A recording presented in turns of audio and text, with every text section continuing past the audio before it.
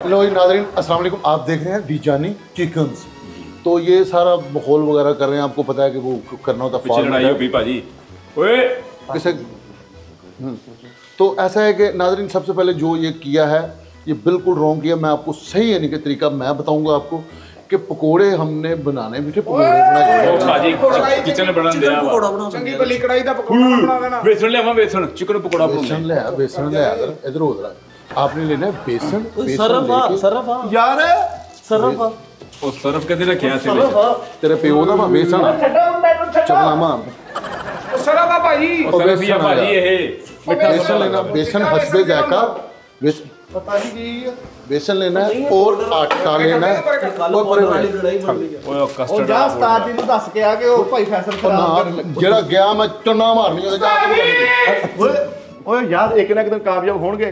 बनाओ तुसी बनाओ सी खड़े। ठीक है, आपने लेना है हसबे जायका जीरा सारा थल्ले लग गया। नहीं थल्ले लगा यार, बना लो तो यार कुछ भी नहीं होया। मिट्टी चुल्ला तेज कर मिट्टी ढक्कन मोड़दा चुल्ला तेज कर, तू सवारी ला के होनी।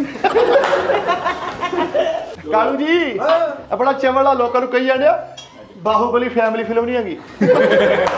उस्ताद जी ਓਏ ਮੈਜਿਕ ਕਿੱਧਰ ਉਹ ਭਾਜੀ ਮੈਜਿਕ ਕਿੱਧਰ ਪਾਉਣ ਲੱਗੇ ये पक्की बनेगी पकाओ। ओ भाई वो जमक जी ही कौन लगे यार। ओ यार ओ गूंद ना पा दियो भाजी। हसबे जायका ये भी आपने इस्तेमाल करना। ਠੰਡਾ ਪਾਊਡਰ ਭਾਜੀ और बुलाओ उस्ताद जी नु किथे गए ने। पीतल ओए पाउडर है यार। ਓਏ ਭਾਜੀ ਕੀ ਹੋ ਗਿਆ उस्ताद जी और पाउडर निगा पाउडर या नहीं पाउडर निगा। चलो मेरी सुनो ਓਏ और चल ताजी या चिट्टा पाउडर पाया है। ਆ ਪਾਊਡਰ ਵੀ ਪਾਉਣ ਲੱਗੇ ਜੀ ਵਿੱਚ ਪੇਚ ਵਾਲਾ ਇੱਧਰ ਦੇਖੋ नहीं पाया चरसी कढ़ाई पाउडर पाउना पैना सी। ਫੜੀਆ ਮੂੰਹ ਧੋ ਗਿਆ इन्हें कीता ਅੱਖਾਂ 'ਚ ਪੈ ਗਿਆ ਜੀ आलू बोटी का फिर इधर गिला नहीं होना चाहिए। इधर ਸਾਜੀ ਜਿਸ ਵੀਡੀਓ ਤੁਸੀਂ ਦੇਖ ਕੇ ਬਣਾਉਂਦੇ ਉਸ ਬੰਦੇ ਨੇ ਕਸਮ ਪਾਈ ਵੀ ਆਪਣੀ ਮਰਜ਼ੀ ਨਹੀਂ ਕਰਨੀ।